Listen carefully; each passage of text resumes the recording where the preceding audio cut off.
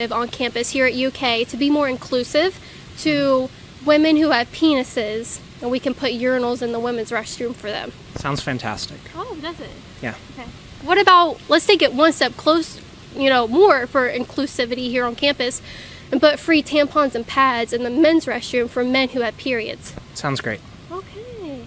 That noise she made there. Okay. Hey guys, welcome back to my channel.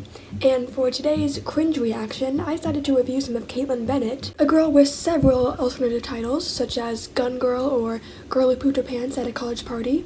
Interviews, where she harasses people in the street and then tries to make herself look like the victim when the situation escalates. And although I myself am liberal, I can say with the utmost certainty that this woman is despised by both sides of the political spectrum. It's kind of beautiful, actually. Like, we may not be able to come to an agreement on reproductive rights, immigration, gun control, healthcare, or many other controversial topics, but we all come together in our shared disgust for this rifle-wielding maniac. Let's get started, shall we? Now, for this particular interview, I believe she went around to her old college campus, where she showed up to graduation with her giant-ass gun. Because if there's one place Americans love to see guns, it's at schools. But anyways, she went to this university and asked the students whether they believe that urinals should be provided in the women's bathroom for transgender women and tampons in the men's bathroom for transgender men. Now, personally, I don't know if putting urinals in the women's bathroom would be really necessary, seeing as transgender women tend to be, and transgender individuals in general, tend to be very, uncomfortable about their genitalia because that's a root for a lot of gender dysphoria.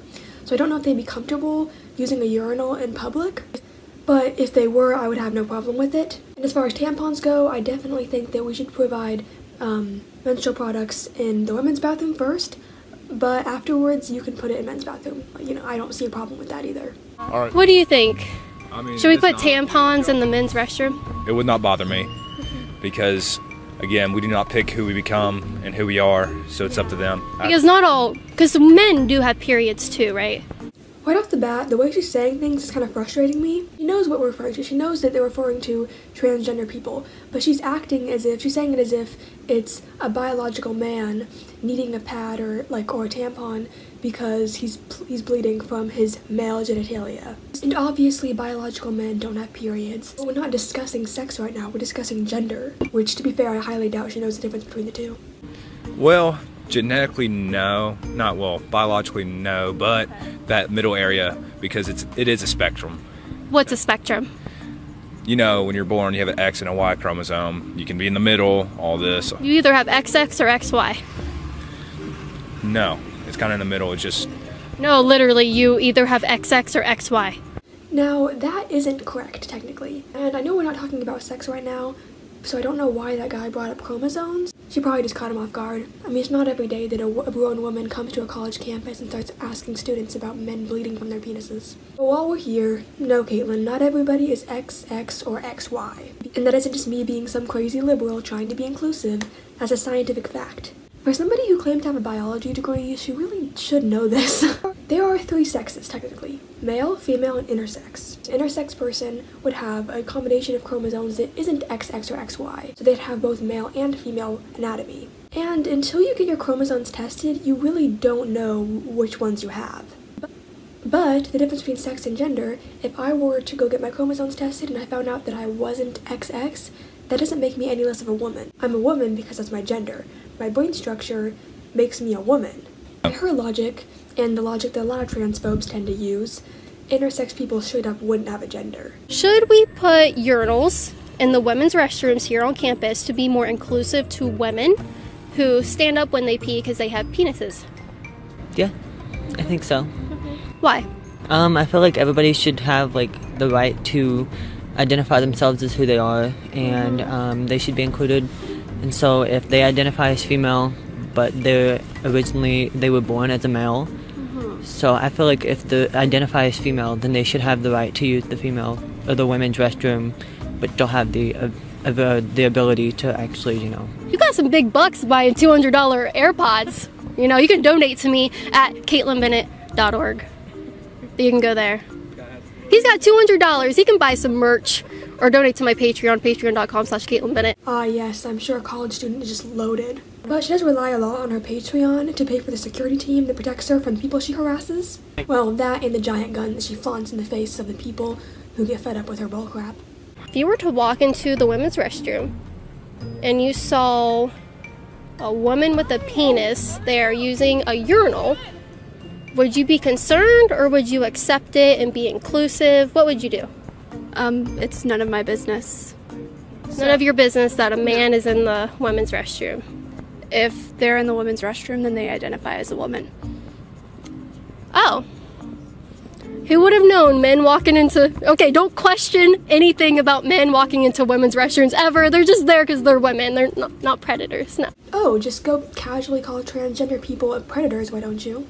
I wonder if she thinks that trans people genuinely don't exist? Because a lot of times people will say that they're scared of giving transgender individuals bathroom rights because they're afraid that somebody will identify as a woman, go into the women's bathroom, and prey on people there. Aside from the fact that there isn't really substantial evidence to prove that claim, you're also just not referring to transgender people when you say that. You're afraid that cisgender men will use the term transgender, which they aren't, and then use that to be a pervert in the women's locker room and bathrooms. So you would literally be taking away the rights of transgender individuals because you can't trust cis people with them. And also, bold of you to call transgender people predators when you're over here obsessing over other people's genitalia.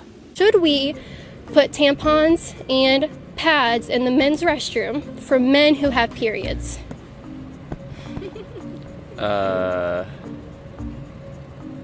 I would say yes, because myriads are real. Myriads? Myriads. What is that? A man period. I actually have nothing to say about that. I just thought that was funny. Do women have penises? I don't know. Alright, well, okay, we don't know who has penises and vaginas. Okay, have a good day. Hope you figure it out. Hope you figure it out. What the hell? This is actually the creepiest thing ever. The look of discomfort on that poor woman's face when she came up to her, like, just imagine you're just trying to walk to your class, you know, minding your own business, and then this happens. Hey, you, come over here. What, me? Yeah, you, come over here. I want to talk to you about penises. Ah, yes, it's the transgender people we need to worry about. Go, hey! Ho, ho! She's gonna eat it. Did you say to me? You know I carry, right? Who does that? Like, she literally just went up to a woman, called her fat, basically, and then when the woman got irritated, she threatened to shoot her. What? Now, I won't bother showing that next clip because it's basically just her asking people for money so she can continue her activism, you know, by making people extremely uncomfortable, giving out false information, and reminding people that if you treat her with the same lack of respect she treats you with, she could always just shoot you. The right to bear arms does not mean the right to shoot people in the street when they get mad at you for harassing them, Kaitlin. So in this next clip, she's talking to a woman who I'm assuming is at a rally for reproductive rights because they're discussing abortion, and by the looks of it, they're talking about an 11-year-old child who was assaulted and became pregnant, and they're discussing whether or not that child should be forced to give birth to her rapist's baby. Yeah. How is the life inside of the 11-year-old less important than the life that would be inside of you or inside of me if I got pregnant just because of our age? What about the life of that 11-year-old child? Not only would it be extremely traumatic for them to be assaulted, but also having to carry the baby full term and give birth. But their body isn't even fully developed yet. It's quite likely that if they give birth, that child won't survive, and neither will the baby. Do you want 2 lives lost, Kaitlin? Because that's what you're looking at. She doesn't have a chance of living. Does she have a period? She was raped and she's pregnant. I'm asking if she had a period. Oh my gosh, just because they have a period does not mean that they're ready to give birth. Have you seen an 11-year-old? You know, like a 5th grader? Have you seen how small they are? They're not developed. Would you seriously look at a 5th grader and say they're mature enough to give birth? And also importantly, would you look at a 5th grader and say, hey, I know you were raped, but that doesn't really matter right now. I mean, you already didn't have a choice in being assaulted, so why should I give you a choice over your body as well? How would I know that? That's not my business. Because if you're going to talk about a situation, you should know about it. Biologically, our bodies as women are able... Okay, here comes the mob. Here comes the mob.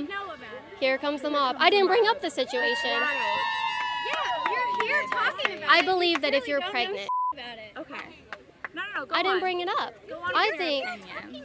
Go on with your opinion. So I think, biologically, graduated with a biology degree. If a woman has...